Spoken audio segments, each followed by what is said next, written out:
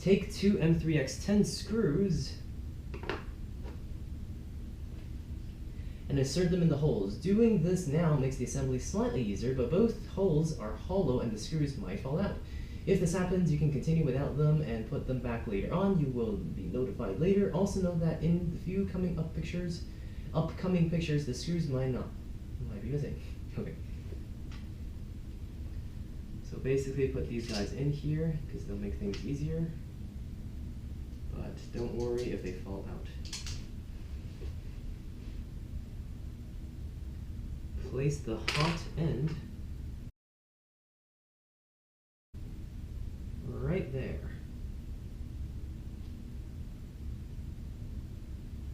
And we will actually put this side how they're doing it like that. Grooves in the picture which are shaped with the hot end. Correctly placed hot end. The cables should be pointing left. We will line them in the next step.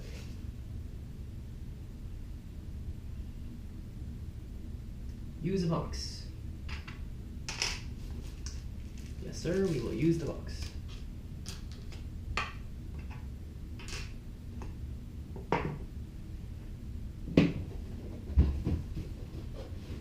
We need you again, Mr. Spool.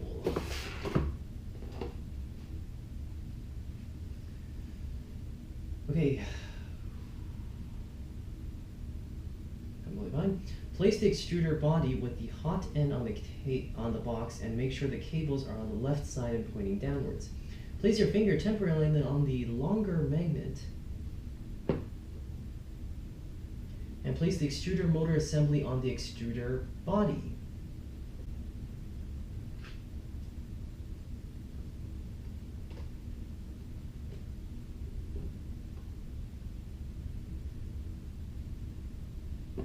The Bond Tech gear might pull the magnet out while assembling part together. Make sure that both are aligned.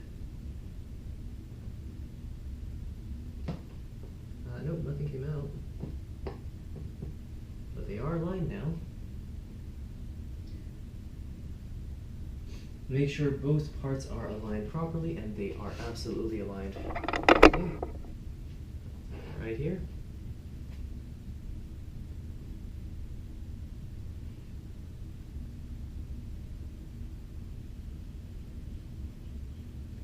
Place the extruder cover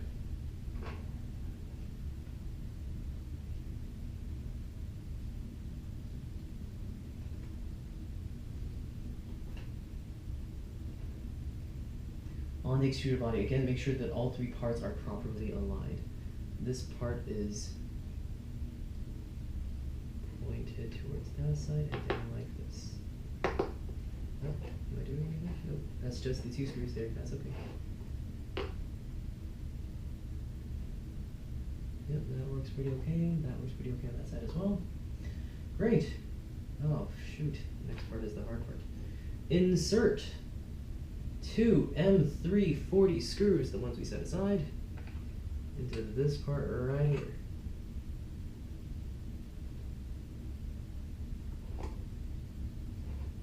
And let me guess, they're going all the way down into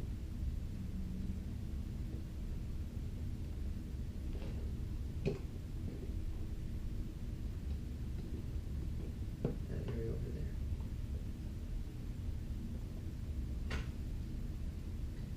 Tighten them, but be careful, they are slightly longer than the thickness of the entire assembly. What do you mean?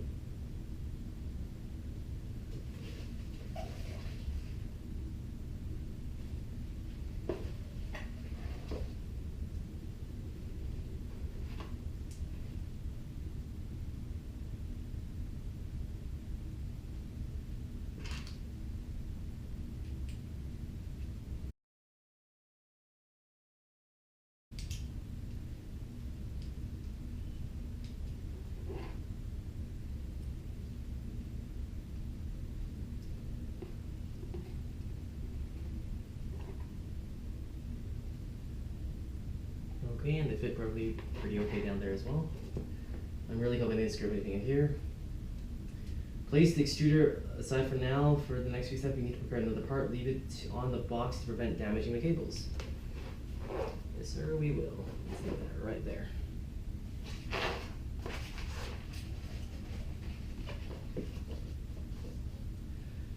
For the following steps, please place this thing here, carriage, X carriage, M3N nut times 2, those are the hex nuts, right? Yep. Hex nuts and hex nuts. And then we need 4 those other guys. Oh, wait. Could be one of these things. There it is. IR cable.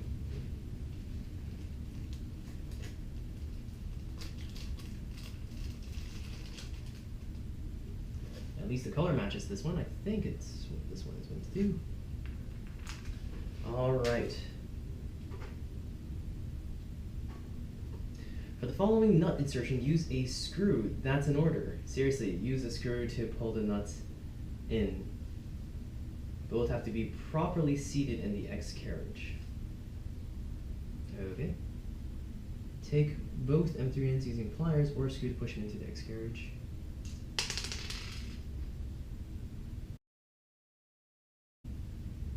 Oh boy, I can see why they want you to use a screw. This one is pretty difficult. Let's use these guys and point them in. And you can go in and in.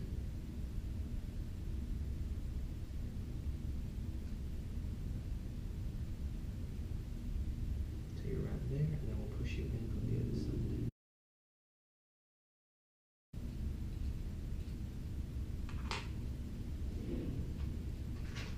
Let's use a smaller screw maybe.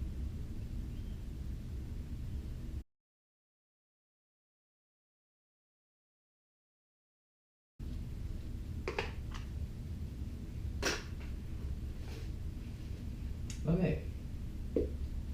Use screw, that's an order. Seriously, use the screw to put the nuts in. Both have properly seated on the X carriage. Great. Don't forget to remove the screw afterwards. We did. Okay, take all 4 M3N nuts and insert them in. They go there.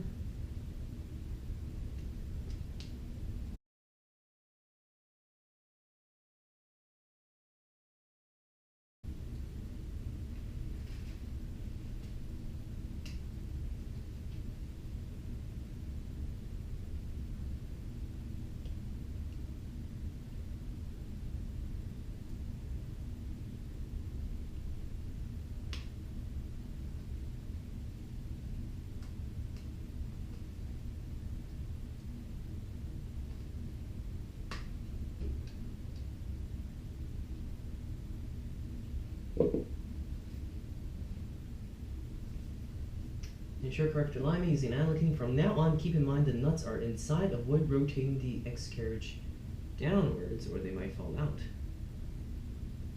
I don't think they're going to fall out at all, but sure.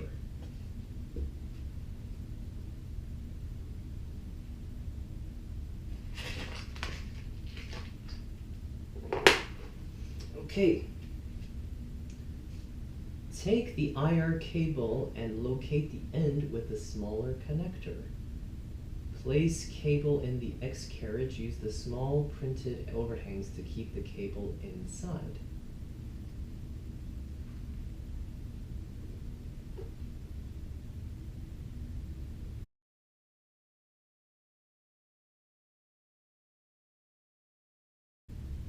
X carriage uses small the distance between the connector and the X carriage should be around.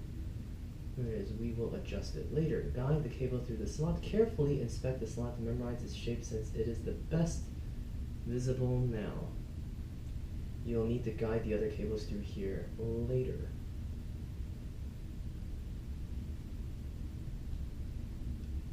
Okay. Assembling the X carriage.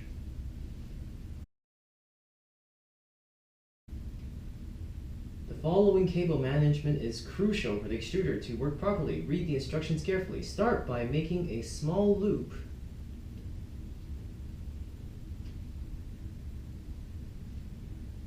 just below the extruder motor. Leave a slack of around 2 to 3 millimeters, 3 centimeters. This comes in handy easier for disassembly in the future. The channel on the way back.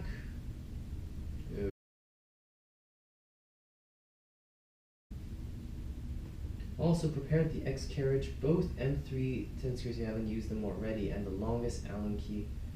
Okay. Ball end, you will need it.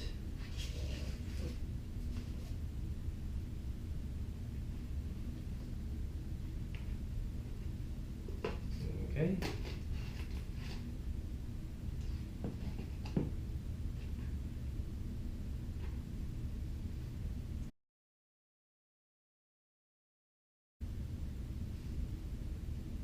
Before you assemble the extruder, check the nuts in the extruder body still in place. The upper nut sometimes falls out.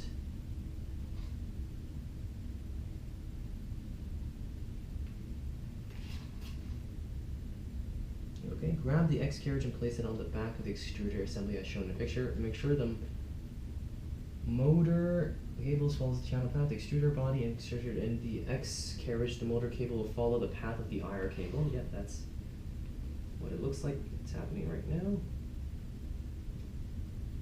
So it is a little sharp on the end.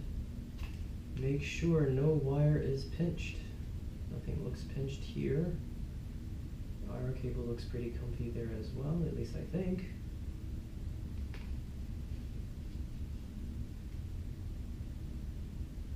That looks pretty good there.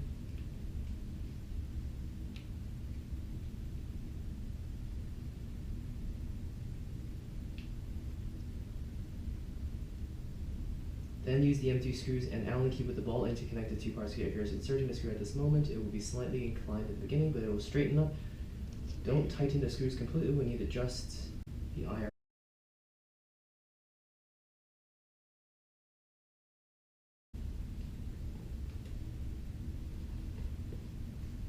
They're here, and they're done.